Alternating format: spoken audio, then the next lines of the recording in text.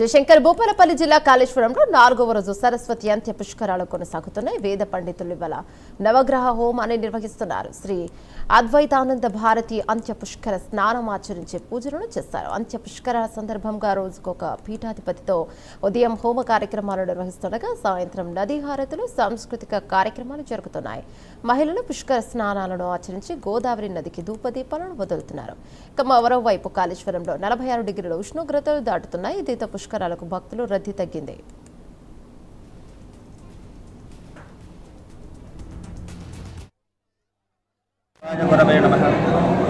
పరమ పవిత్రమైనటువంటి శ్రీ కాళేశ్వర ముక్తేశ్వర స్వామి వారి క్షేత్రంలో జరుగుతున్నటువంటి సరస్వతి అంత్య పుష్కరాలలో భాగంగా ఈరోజు 4వ రోజు.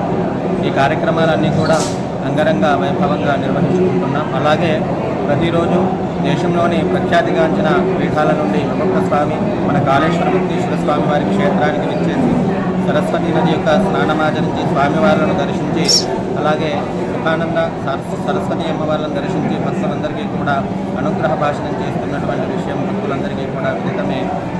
కాబట్టి ఈరోజు 4వ రోజు అవని శృంగేరి పీఠాధీశ్వరులు మన క్షేత్రానికి వచ్చేసి సరస్వతి నది యొక్క స్నానమాచరించి కాళేశ్వర ముక్తేశ్వర స్వామి వారిని దర్శించుకుని భక్తులకు అనుగ్రహ భాషణం చేయబోతున్నారు.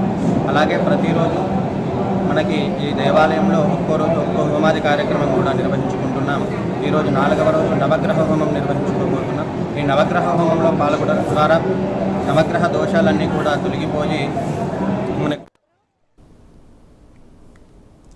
కాళేశ్వరంలో 4వ రోజు సరస్వతి అంత్య పుష్కరాలు కొనసాగుతున్నాయి. దీనిపై మరింత సమాచారం మా కరెస్పాండెంట్ తిరుపతి అందిస్తారు. రైట్ తిరుపతి, చెప్పండి.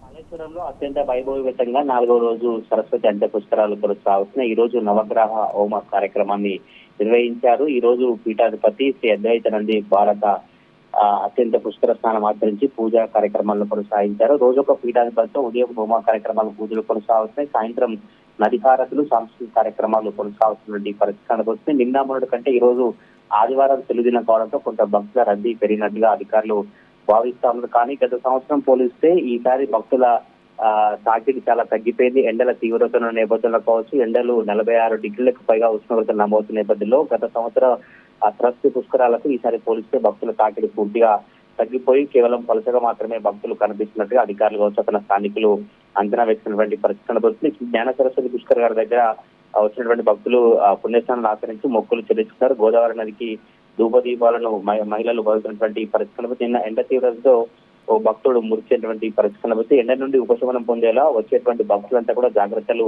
పాటించాలి. మళ్ళీ సజావుగా తిరిగి ఇంటికి వెళ్లేలా కూడా ఎండ వేడిమికి తాకిడి కావచ్చు, ఎండకు ఇబ్బంది పడకుండా జాగ్రత్త తీసుకోవాలని కూడా అక్కడ వైద్యారోగ్య శాఖ సంబంధించిన అధికారులు ఎప్పటికప్పుడు భక్తులను అప్రమత్తం చేసినటువంటి పరిస్థితి కనబడుతుంది. కాళేశ్వరంలో మాత్రం త్రివేణి సంగమంలో కొంత భక్తుల రద్దీ ఈ రోజు ఆదివారం కావడంతో నిన్న మొన్నటి కంటే పోలిస్తే కొంత పెరిగినట్టుగా తెలుస్తా ఉంది. దీనికి సంబంధించి కూడా అధికారులు పూర్తిగా ఏర్పాటు చేసి ఎటువంటి ఇబ్బంది తలెత్తకుండా ఉదయం హోమా కార్యక్రమాలు, సాయంత్రం నదిహారతి కార్యక్రమాలు కొనసాగిస్తే 4వ రోజు కూడా అత్యంత వైభవంగా సరస్వతి అంత్య పుష్కరాలు కొనసాగుతా ఉన్నాయి.